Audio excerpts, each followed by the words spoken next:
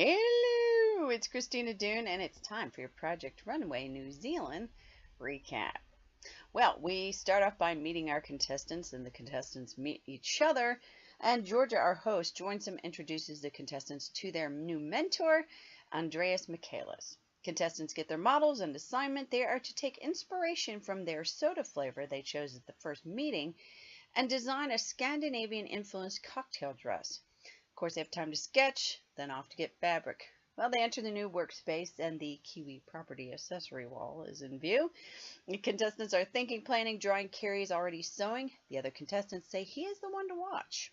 First day of the workroom done, they head to their hotel for the night. Nicole decides to do some tarot card readings. Perhaps she should have read herself. On to day 2, the stress levels increase and the doubts. Can they make a winning garment that isn't too complicated? Or will some of the contestants start to overthink?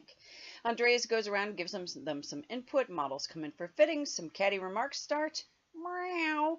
And I love the music, by the way, that they used underneath this workroom footage for day 2. I'm going to have to go back and rewatch the show just so I can listen to that music. I thought it was cool. All right, runway day. Contestants run around getting their garments finished, send their models off to get Maybelline makeup and their hair done by Schwarzkopf.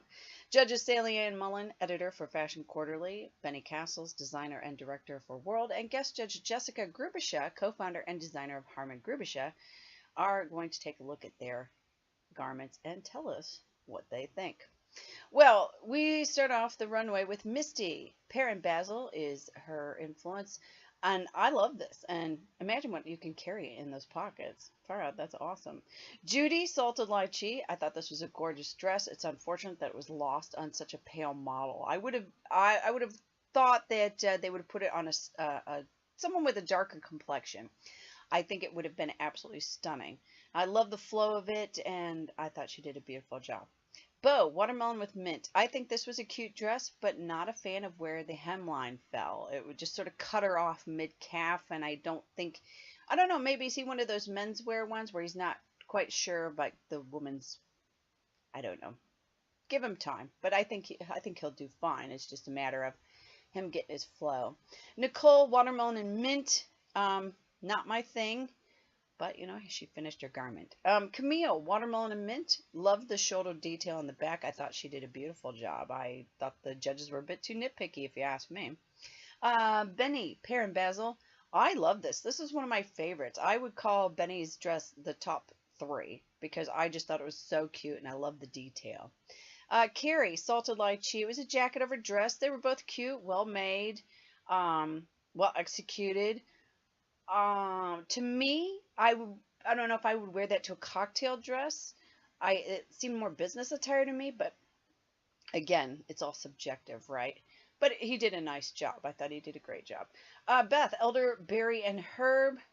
I mean, it was a nice dress, but not my thing. Lennon, Watermelon and Mint. Now this, I thought was cool. There was something different. I liked it. It had a lot of just pizzazz. I really enjoyed it. Massey, Elderberry and Herb. I wasn't real impressed with this. I think he got a bit freaked out a bit, and he overthought because it ended up just being, you know, a little white sundress with a purple flounce on it. So I think he was overthinking it. I don't know. But anyway, Jess, Salted Lychee, flowery. Flowy, not flowery. Flowy with lots of movement. I enjoyed this. But why so much white? Caitlin, Watermelon and Mint. This was my absolute favorite. Now, if you stood them all in front of me and said, pick one of these to wear to a cocktail party, I would pick this dress. Would I pick any of these white things? No, nobody wants to wear white to a bloody cocktail party. No, I'm sorry. You just don't. But that's me.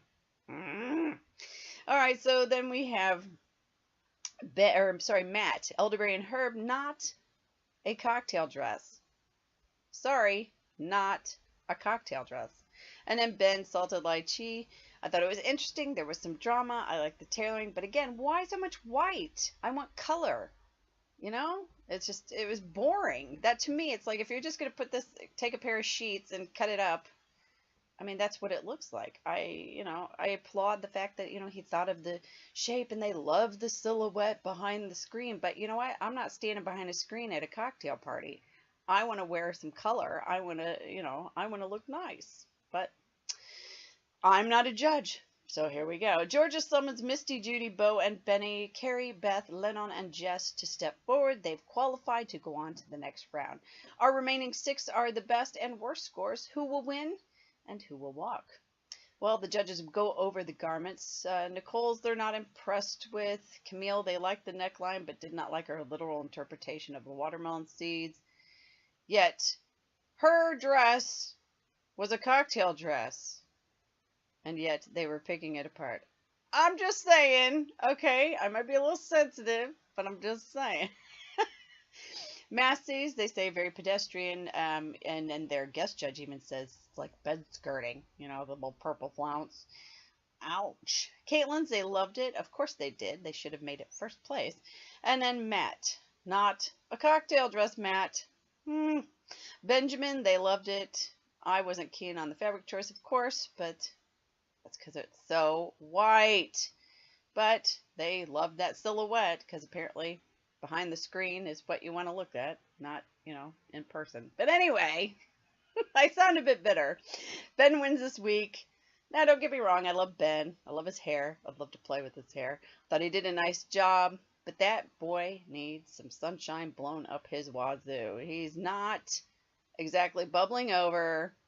I'm hoping he won't always be so serious, because he comes off as a bit, I don't know, snooty. And I don't think that he's trying, well, I'm hoping he's not trying to be snooty. Perhaps it's just the way it's coming off because he's so serious. We'll see. Anyhow, Caitlin, Camille, and here's the big shocker of it, Matt. They let him through. Matt, who didn't even make a cocktail dress. Matt, who made a jumper. Matt got through. But they decide to hold back Nicole and Massey. Massey, they say, needs time management. Nicole's idea didn't translate well. But you know what? Nicole at least made a cocktail dress. That's right. She followed the brief. But hey, you make your jumper and get through? Well, good on you. All right, so anyhow, in my opinion, I really thought Caitlin should have won and that Matt should have walked, as he did not meet the brief of making a cocktail dress. But as we all know, fashion is subjective, right? Well, we'll see you next time on Project Runway New Zealand. We'll recap another show. Project Runway New Zealand airs on Monday evenings, New Zealand TV3. Have a great day, everybody. Bye-bye.